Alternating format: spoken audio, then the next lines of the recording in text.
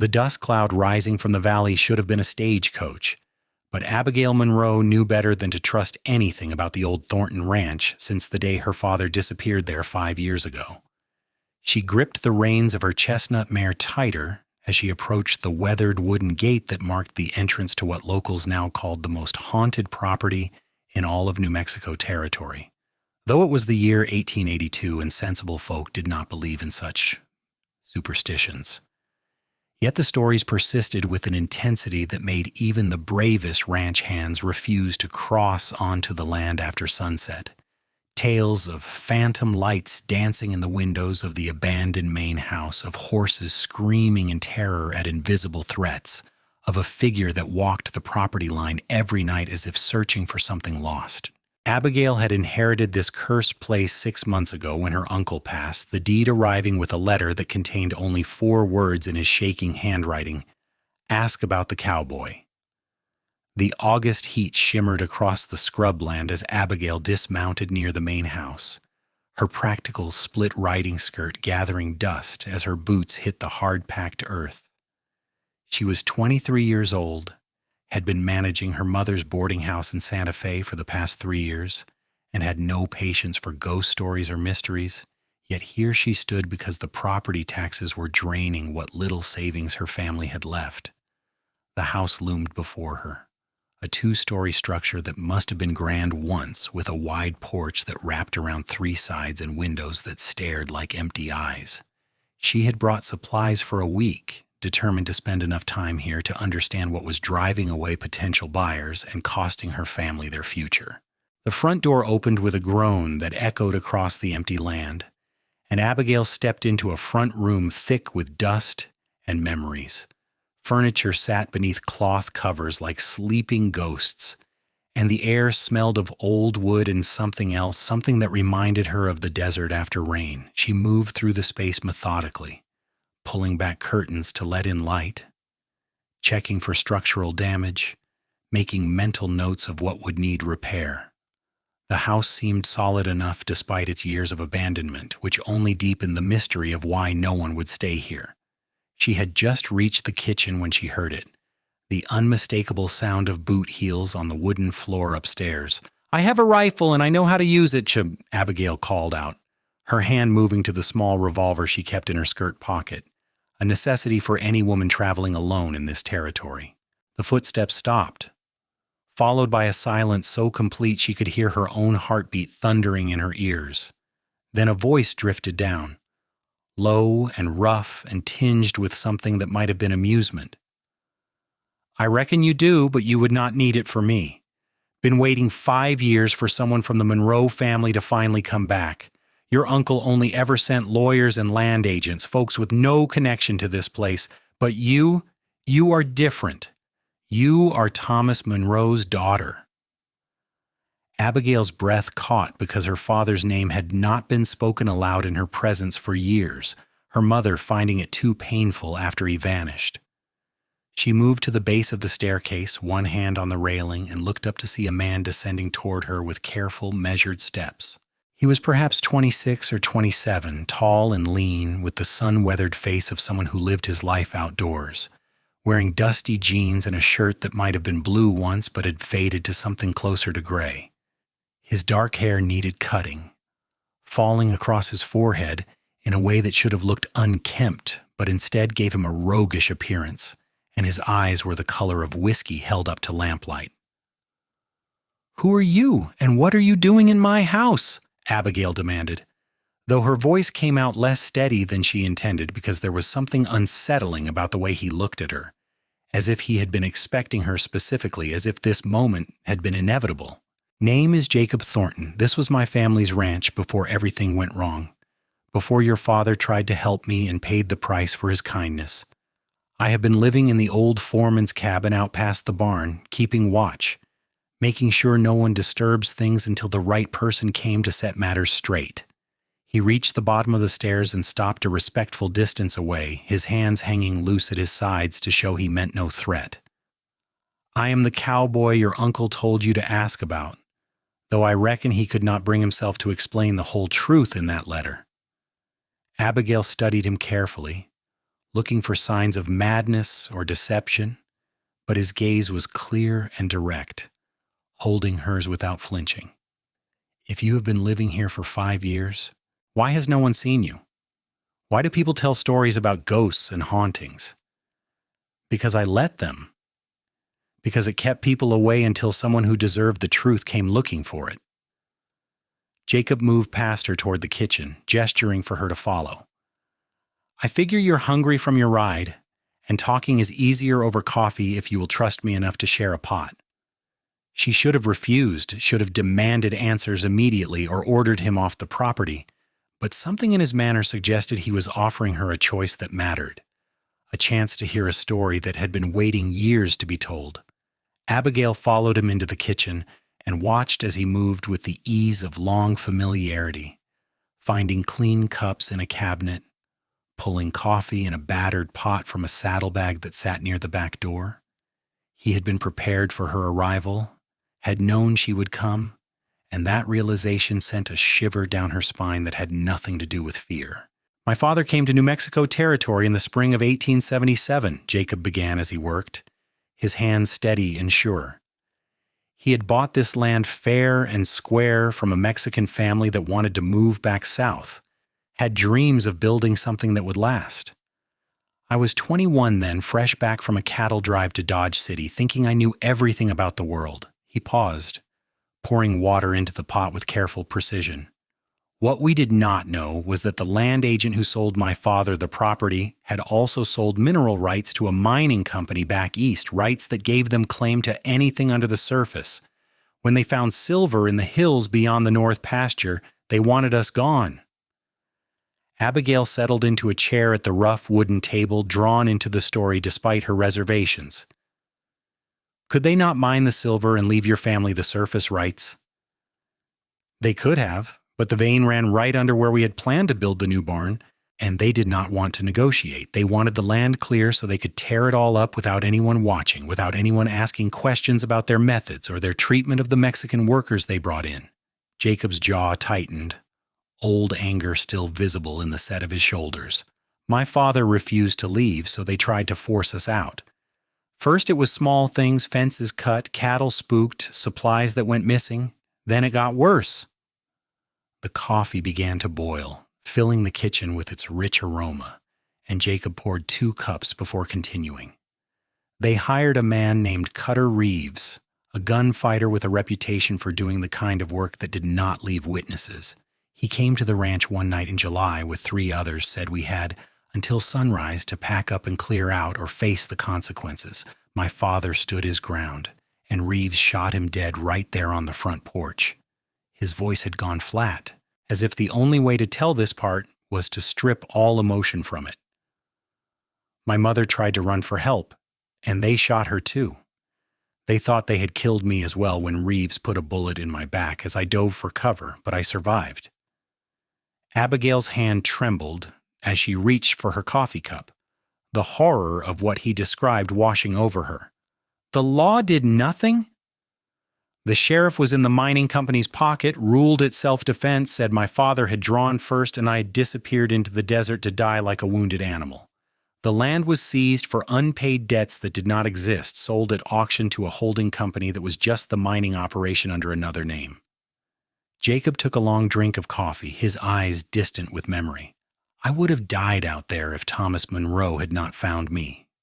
Your father was surveying land about 10 miles south, heard the shots, came to investigate. He got me to a doctor in Albuquerque who was willing to ask no questions, paid for my recovery out of his own pocket, and then he did something even more dangerous. He believed my story, and he decided to help me prove it. The pieces were beginning to fit together in Abigail's mind, forming a picture she did not want to see clearly. What did he do? He started asking questions, researching property records, talking to the Mexican workers who had witnessed things but were too afraid to speak up. He found evidence that the mining company had forged documents, bribed officials, maybe even been behind other mysterious deaths and disappearances across the territory. Your father was building a case that could have brought down some very powerful men. Jacob met her eyes across the table. Then one day he came to the cabin where I was hiding. said he had found the proof we needed, papers that would expose everything. He was going to take them to a federal judge in Santa Fe who had a reputation for honesty. That night, he rode out to meet someone who claimed to have additional evidence, and he never came back. Abigail felt tears sting her eyes because this was the answer she had spent 5 years not wanting to know, the truth about why her father had disappeared without a trace. They killed him. I believe so. Though they were careful enough that no body was ever found, no direct evidence could link them to his disappearance. Your mother searched for months, then gave up and moved away, too heartbroken to keep fighting. Jacob reached across the table as if to take her hand, then seemed to think better of it and pulled back. I made myself a promise that day. I would stay here on this land, live like a ghost story, keep the mining company from ever profiting from what they had done. Every time they sent someone to assess the property, I made sure they left convinced the place was cursed. I ran off buyers with strange lights and sounds in the night. I became the haunting everyone talked about. For 5 years? Abigail shook her head in disbelief. You gave up your whole life for revenge? Not revenge, justice. And not just for my parents, but for your father too. For all the good people who got crushed under the weight of greed and corruption. He stood, moving to the window to stare out at the land beyond. The mining company went bankrupt 3 years ago, the silver vein played out faster than they expected, and new regulations made their corrupt practices too risky to continue. The land eventually made its way to your uncle through a complicated series of transactions. I reckon he figured out at least part of the truth before he died, which is why he left you that note. Abigail rose and walked to stand beside him, looking out at the ranch that had caused so much suffering. So the mystery is solved. There is no haunting, just a man keeping watch. What happens now? That depends on you.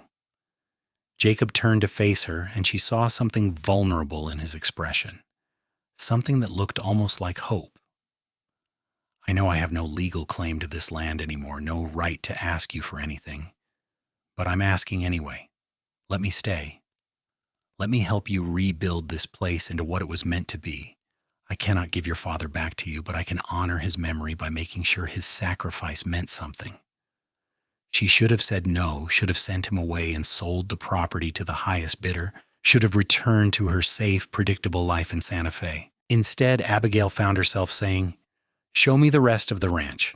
If I am going to make a decision about its future, I need to see everything." The relief that crossed Jacob's face was so profound, it made her chest tighten, and she realized with a start that this mattered to him in a way that went beyond justice or revenge, that this land was the only home he had left in a world that had taken everything else from him. They spent the rest of the afternoon walking the property, Jacob pointing out boundaries and landmarks, telling stories about how things had been before the violence came. He showed her the foreman's cabin where he had been living, a small but sturdy structure that he had kept in good repair, with a stone fireplace and shelves he had built himself. He showed her the hills where the silver vein had run, now just empty tunnels that were slowly collapsing back into the earth. He showed her the graves he had made for his parents on a rise overlooking the valley, 2 simple wooden crosses that he tended with wildflowers. As the sun began its descent toward the western horizon, painting the sky in shades of orange and gold, they stood together at the property's edge, and Abigail felt something shift inside her. This place was haunted, but not by ghosts or spirits. It was haunted by the memory of good people who had tried to do right and paid terrible prices, by the weight of unfinished business and unresolved grief. And standing beside her was a man who had given up 5 years of his life to keep faith with the dead, who had lived in isolation and sacrifice because he believed it mattered. "I will stay for the week as I planned," she said finally, her decision made. "But I am not staying alone in that house. If you have been its guardian this long, you can continue to be so while I am here. We will take our meals together, and you will tell me everything you know about running a ranch because I do not intend to sell this place. I intend to make it live again." Jacob's smile was like sunrise after a long night, transforming his weathered face into something younger and lighter. "Yes, ma'am, I reckon we can do that." The days that followed fell into a rhythm that felt both strange and natural, as if they were partners in some dance whose steps they had always known. Jacob woke before dawn each morning, starting coffee and checking on the horses that Abigail had arranged to have brought from Santa Fe. She rose with the sun, and they would share breakfast while planning the day's work, discussing what repairs needed to be made first, what supplies they would need to order, how to begin spreading word that the Thornton Ranch was under new management and the hauntings had ended. They worked side by side through the heat of the day, Jacob teaching her the skills she would need to run a property this size, Abigail surprising him with her quick mind and willingness to get her hands dirty. In the evenings they sat on the porch as the desert cooled, and Jacob would answer her questions about her father. He described Thomas Monroe as a man of principle who had believed the law should protect everyone equally, who had been willing to risk his own safety to help a stranger. He told her about conversations they had shared, dreams her father had spoken of for his daughter's future, small details that Abigail had never known and treasured like precious stones. In return, she told him about her life in Santa Fe, about her mother's grief and resilience, about the boarding house they had built into a modest success through hard work and determination. As the week drew toward its close, Abigail realized she did not want to leave. But more than that, she did not want to leave Jacob behind. He had become something more than a caretaker or a partner in her plans for the ranch. When he laughed at something she said, she felt warmth spread through her chest. When he stood close to show her how to properly check a horse's hoof, she found herself aware of every inch of space between them. When he looked at her across the dinner table, his amber eyes soft in the lamplight, she saw in his face the same longing she felt building inside herself. It was Jacob who finally spoke the truth they had been circling for days. They were standing in the barn on her last evening, checking on a mare who seemed ready to foal soon, and he said without preamble, "I do not want you to go. I know I have no right to ask you to stay, no right to speak of feelings when we have only known each other 7 days, but I learned 5 years ago that life is too short and too uncertain to leave important things unsaid. You have given me back my purpose, made me remember what it feels like to hope for a future instead of just guarding the past, and somewhere in these days I have fallen in love with you." Abigail turned to face him fully, her heart hammering so hard she was certain he must be able to hear it. "Do you think 7 days is too short a time to know? Because I have watched you in that time, Jacob Thornton. I have seen how gentle you are with the animals, how hard you work without complaint, how you speak of my father with such respect and grief. I have seen the man you are, not the ghost you pretended to be, and I do not want to leave him either. I do not want to leave you." He crossed the space between them in 2 strides, his hands coming up to frame her face with a tenderness that made her breath catch, then stay. "Not just for a week or a month, but for good.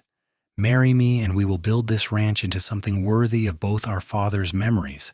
I cannot promise you ease or luxury, but I can promise you honesty and devotion and a love that will last as long as I draw breath."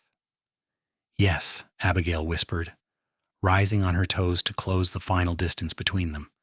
Their kiss was sweet and careful at first, a question and an answer, then deepened into something that felt like a promise sealed.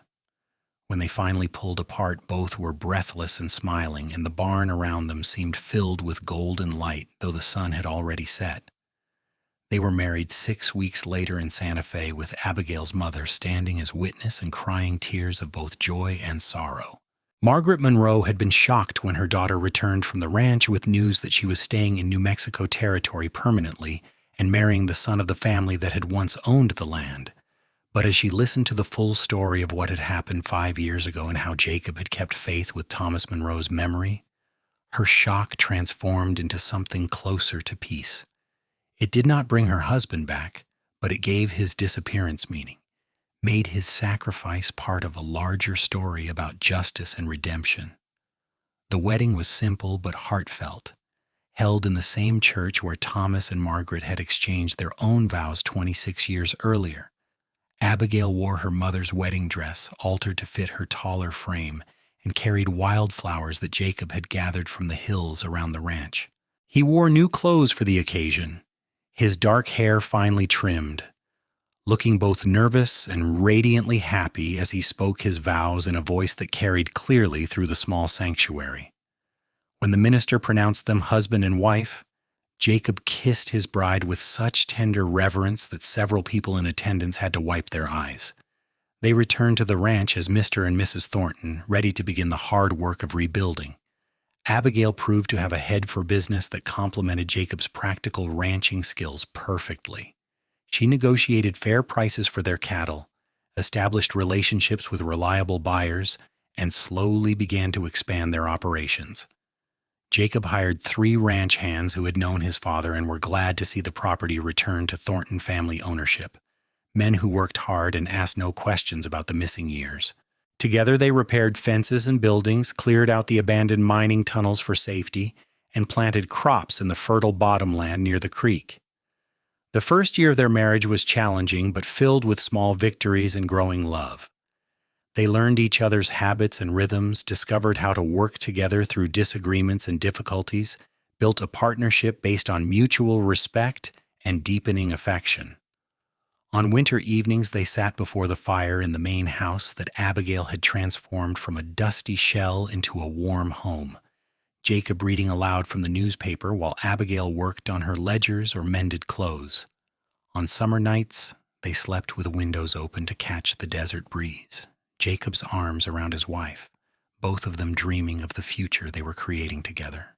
In the spring of 1884, Abigail discovered she was expecting their first child. Jacob received the news with such explosive joy that he swept her off her feet and spun her around the kitchen until she was breathless with laughter and demanding to be put down before she got dizzy. He became impossibly protective during her pregnancy, trying to prevent her from doing any work more strenuous than sitting at her desk with the ranch records. Abigail tolerated his fussing with good humor for the first few months, then finally sat him down and explained that she was pregnant, not made of glass, and if he did not let her continue her normal activities, she would go completely mad before the baby arrived. Their son was born on a clear October morning, entering the world with a lusty cry that announced his determination to be heard. They named him Thomas Jacob Thornton, honoring both their fathers, and Jacob wept as he held the tiny bundle for the first time, overcome by the miracle of this new life that represented hope and continuity. Abigail watched her husband cradle their son with infinite gentleness and felt her heart expand with a love so vast it seemed impossible that one body could contain it. Margaret Monroe came to stay for 6 weeks after the birth, helping her daughter adjust to motherhood while getting to know her grandson. She and Jacob developed a warm relationship during that time, bonded by their shared loss of Thomas Monroe and their mutual love for Abigail. On the night before Margaret returned to Santa Fe, she took Jacob aside and told him, "My husband would have been proud to see what you have become, and grateful that his daughter found a man worthy of her strength and spirit. Thank you for giving me back a piece of what I lost when he disappeared." The years rolled forward with the steady rhythm of ranch life, marked by seasons and harvests rather than calendar dates. Thomas grew into a sturdy, curious boy with his mother's quick mind and his father's love of the land. Abigail and Jacob worked tirelessly to expand their holdings, eventually purchasing 2 adjacent properties and becoming one of the most successful ranching families in the territory. They weathered droughts and hard winters, economic downturns and personal setbacks, but faced each challenge as a united team. In 1887, their daughter was born, a tiny girl with amber eyes like her father's and her mother's dark hair. They named her Grace Margaret, and she proved to be as spirited and determined as her older brother was steady and thoughtful. The ranch house rang with the sounds of children laughing and playing, with the music of a family building memories together. Jacob taught Thomas to ride and rope, while Abigail ensured both children learned to read and calculate, preparing them for a future where education would matter as much as practical skills. On quiet evenings after the children were asleep, Abigail and Jacob would sometimes walk out to the graves on the hillside, standing hand in hand as they looked out over the land that had cost so much pain, but had also brought them together. They would speak to the dead in soft voices, telling Thomas Monroe and John and Helen Thornton about the life that was flourishing where tragedy had once reigned. They made sure their children knew the stories of their grandfathers, teaching them that courage sometimes meant standing against injustice even when the cost was high, that honor mattered more than profit, that love was worth fighting for. In the spring of 1890, 8 years after Abigail had first ridden onto the haunted ranch seeking answers, she stood on the porch watching Jacob work with Thomas in the corral, teaching his son the finer points of handling a green-broke horse. Grace was beside her, chattering about the doll her grandmother had sent from Santa Fe, and in Abigail's belly their third child was making its presence known with energetic kicks. The ranch stretched out around them, prosperous and alive, bearing no resemblance to the abandoned, haunted place it had been. The mystery had been solved, the ghosts laid to rest, and in their place was this rich, full life. Jacob looked up from the corral and caught his wife's eye, his smile bright and open, and she smiled back, remembering the cautious, wounded man who had descended the stairs to meet her that first day. They had both been haunted then, he by the literal ghosts of his past, and she by the unanswered questions about her father's fate. Together they had found healing and purpose, had built something beautiful from the ruins of tragedy. The cowboy had indeed been waiting for her to come back home, though neither of them had understood until that moment that home was not just a place but a person, a partnership, a love that could redeem even the darkest history. As the sun climbed higher in the wide New Mexico sky, Abigail gathered her daughter's hand and walked down to join her husband and son, her family complete, and her heart at peace. The haunted ranch was haunted no longer, transformed by love and determination into exactly what it was always meant to be. A place where good people could build lives worth living, where justice had finally won out over corruption, where two wounded souls had found each other and created something lasting. The mystery had been explained, the wait had ended, and the story that had begun with loss and questions had found its resolution in hope, home, and a love that would endure for all their days together.